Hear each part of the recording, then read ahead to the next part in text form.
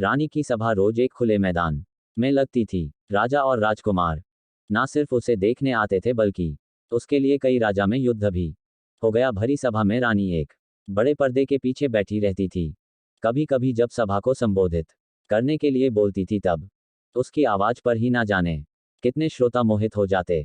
रानी बहुत चतुर थी, अपने राज्य पर आक्रमण ना हो जाए और कोई उसे पाने के लिए सभा में ही उसे उठा ना ले जाए, इसलिए रानी ने पहली ही सभा में यह घोषणा करवा दी थी कि वो अपने शयन कक्ष में ही बिना पर्दे के रहती है। उसके शयन कक्ष में अगर कोई अकेला आकर रानी को देख लेगा तो वो रानी उसी से विवाह कर लेंगी। अगर ऐसा ना करके वो सेना लेकर हमें जितने आया तो समझा जाएगा कि वो काय है। रानी की चतुराई के कारण कोई भी उसके राज्य पर हमला नहीं करता था। रानी का शयन कक्ष किसी मधुमक्खी के छत्ते से कम नहीं था। कोई भी रानी तक अभी तक पहुंच ही नहीं पाया था। हर रात कई राजकुमार और साधारण व्यक्ति कोशिश किया करते थे, लेकिन अगले दिन उनकी देह में प्राण नहीं बचते थे। कोई भी रानी के शयन कक्ष तक जाने वाले चक्रूह को भेद नहीं पाया था। और महल में रानी का कक्ष कहाँ है किसी को आज तक पता भी नहीं चला था।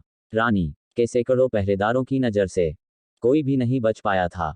बस रानी की सुंदरता सबकी कल्पना में ही थी। रानी के लिए ना जाने कितनों ने अपने प्राण गंवा दिए, लेकिन कोई भी रानी की सुंदरता को देख नहीं पाया।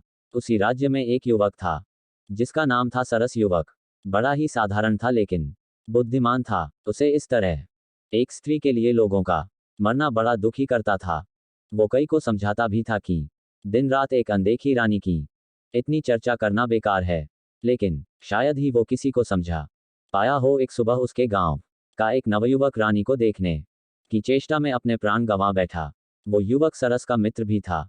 उस दिन वो रोया भी और मन में बस एक ही विचार कर रहा था कि इसका अंत कब और कैसे होगा।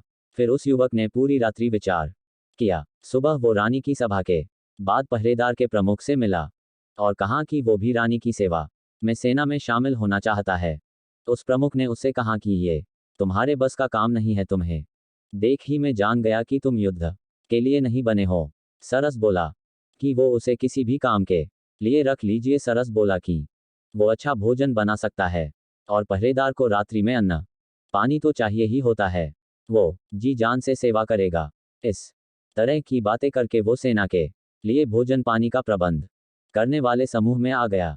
करीब 6 माह तक वो मन लगा कर सेवा करता रहा। इस दौरान रानी को देखने की चाह लिए युवक भी आते रहें और अपने प्राण गंवाते रहें। फिर एक रात्रि लगभग 2 बजे उसने रसोई घर में खीर बनाए और सभी पहरेदारों को खीर वितरित की। कई ने मना किया कि उन्हें सचेत रहना, लेकिन उसने कहा कि आज कोई नहीं आने वाला है क्योंकि रात चांदनी है और कोई मूर्ख ही आ जाएगा। सभी पहरेदार को उसने खीर खिला दी। खीर खाने के कुछ समय बाद सभी मूर्छित हो गिर पड़े। सरस ने खीर में बेहोशी की दवा मिला दी थी। सरस अब रानी का कक्ष ढूंढने लगा। 6 माह से वो यहाँ है, लेकिन इतना सख्त पहरा और पाबंदी है कि उसे भी पता नहीं है कि रानी किस कक्ष में सोती है। कुछ समय बीत जाने के बाद सरस को अब चिंता होने लगी, क्योंकि नशे की दवा का असर कभी भी समाप्त हो सकता था। फिर उसे एक चौक में नीचे तलघर में जाने का रास्ता दिखाई दिया। वो जैसे ही उस रास्ते पर गया, वहां कक्ष के बाहर ही 2 पहरेदार और थे जिसका उसे पता ही नहीं था। वो छुप गया और विचार करने लगा। फिर उसने दीवार पर अपना सर दे मारा और उन पहरेदार की तरफ लड़खड़ता हुआ गया। उसके सर से खून निकलता देख पहरेदार को लगा कि इस बार उन्हें भी शायद जगह छोड़ ऊपर जाकर लड़ना होगा, इसलिए दोनों अपना द्वार छोड़ लड़ने के लिए ऊपर भागे। उनके जाते ही सरस खड़ा हुआ। द्वार सामने था और रानी भीतर कक्ष में थी। एक बार के लिए तो उसकी धड़कनें भी तेज हो गई। जिसे किसी ने नहीं देखा है उसे वो आज देखने जा रहा है। उसने द्वार खोलने के लिए द्वार पर हाथ लगाया और धक्का मारा, लेकिन वो द्वार नहीं खुला। द्वार पर नीचे एक बड़ा ताला उसे दिखाई ही नहीं दिया। उसने सोचा कि अब उसकी जान गई, क्योंकि कुछ समय में पहरेदार होश में आए जाएंगे और वो पकड़ा जाएगा। उसने कैसे सोच लिया कि जिस रानी के लिए इतने पहरेदार लगे उसके द्वार पर कोई ताला नहीं होगा। लेकिन फिर उसकी आंखें चमक उठी, क्योंकि पहरेदार की चाबी उनके भागते वक्त वही गिर गई थी। अब उसने बिल्कुल भी देर नहीं की और चाबी लेकर द्वार खोल दिया। कक्ष के भीतर आकर उसने द्वार जल्दी से बंद किया और फिर ताला लगा लिया। अब उसने पहले एक गहरी सांस ली, फिर आंखें खोली तो उसे दिखाई दिया एक आलिशान कक्ष, सुगंधित पुष्प भांति वो कक्ष सुगंध दे रहा था। लेकिन कक्ष में प्रकाश कम था। वो रानी के बिस्तर के पास गया। उसके कदमों की सरसराहट से रानी की नींद खुल गई और वो घबरा कर उठकर बैठ गई। रानी के कक्ष में पहली बार कोई आया था। रानी ने पहले अपने चेहरे पर पर्दा किया, फिर लड़खड़ाते शब्दों से पूछा, कौन है? सरस बोला, अभी तक तो साधारण हूं, लेकिन आपका मुख देखने के बाद हो सकता है कि साधारण ना रहूं। रानी घबरा कर खड़ी हो गई। सरस बोला कि अब ये पर्दा क्यों? अब तो मैं इस शयन कक्ष तक आ गया। अब तो मुझे वो चेहरा दिखा दीजिए जिसने ना जाने कितनों की जान ले ली। अब तो प्रकाश में आ जाइए। रानी ने अपना पर्दा हटाया और प्रकाश में आई युवक सरस ने देखा और चौंक गया, क्योंकि लोगों के द्वारा रानी की जिस तरह की कल्पना की जा रही थी, रानी उसके बिल्कुल विपरीत थी। रानी का रंग साफ नहीं था और ना ही चेहरे पर आभा थी। युवक उसे देखकर हंसा और कहा कि अच्छा, इसलिए आप अपना चेहरा छिपाए बैठी थी, क्योंकि तुम्हें लगता है कि ये दिखाने योग्य नहीं है। रानी अब सर नीचे कर चुपचाप युवक की बात सुन रही है। फिर रानी कहती है, स्त्री सुंदर ना हो तो कौन विवाह करता है? क्या तुम अब मुझे देखने के बाद मुझसे विवाह करोगे? तुम पुरुष किस तरह की स्त्री चाहते हो मुझे पता है। जरा सोचो, एक अकेली स्त्री, वो भी अगर सुंदर ना हो तो कैसे और कब तक अपने राज्य को बचा पाती? यह मेरी चतुराई है कि मैं अभी तक रानी हूं, किसी के अधीन नहीं हूं। सरस बोला, तुम्हारी चतुराई ने ना जाने कितने प्राण लिए, तुम्हें पता है? रानी बोली, प्राण मैंने नहीं, उनकी सुंदर स्त्री की चाह ने लिए। तुम बताओ, अगर तुम पहले ही जानते कि मैं सुंदर नहीं हूं तो क्या अपने प्राण की बाजी लगाकर यहां तक आते? तुम मुझसे विवाह करो, अपनी पत्नी की सुंदरता का भ्रम इसी तरह लोगों में बनाए रखो।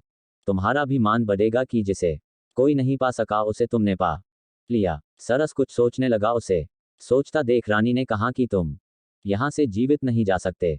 तुम्हें वही करना होगा जो मैं कह रही हूं। सरस मुस्कुराते हुए बोला, हाँ, मैं तुमसे विवाह जरूर करूंगा।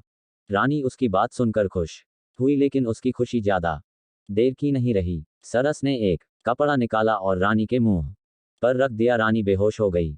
सरस रानी को उठाकर महल के गुप्त द्वार से होता हुआ पास ही की अपने घर ले गया और वहां ले जाकर उसे बांध दिया।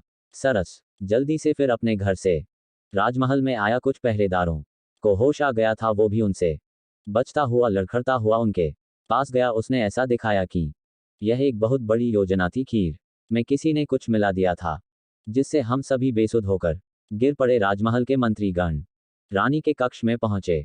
रानी वहां नहीं थी। रानी को कोई ले गया था। उन्होंने सुबह राज्य में घोषणा करवा दी कि रानी को जो भी ले गया है, हम उसे अपना राजा मानते हैं। रानी को लेकर वापस महल में आ जाए। सरस अब राजमहल से जब अपने घर वापस गया तो उसमें रानी को खोला और उसे भोजन दिया। रानी ने कहा कि तुम अब जीवित नहीं रहोगे, तुमने मुझे यहाँ बंधक बनाया है। सरस ने कहा कि अब तुम मेरी पत्नी हो, तुम ही यही रहना होगा मेरे साथ, तुम्हारा यही प्रायश्चित है। रानी बोली कि वो अभी यहाँ से जा रही। सरस ने बोला, जाओ, लेकिन जल्दी वापस आना। रानी वहां से भागते हुए अपने महल की ओर गई। महल पर पहुंची तो द्वार पर ही सिपाहियों ने उसे रोक दिया। रानी बोली, मैं रानी हूं, इस महल की तुम्हारी महारानी। सिपाही उसे देख हंसने लगे, बोले, जा यहां से अपनी शक्ल देख। उन्होंने द्वार पर से उसे हटा दिया। रानी को समझ आ गया था कि सरस ने चतुराई से उसके साथ यह खेल खेला है। रानी को किसी ने नहीं देखा है, इसलिए अब वो कुछ भी करें उसे कोई पहचानेगा नहीं।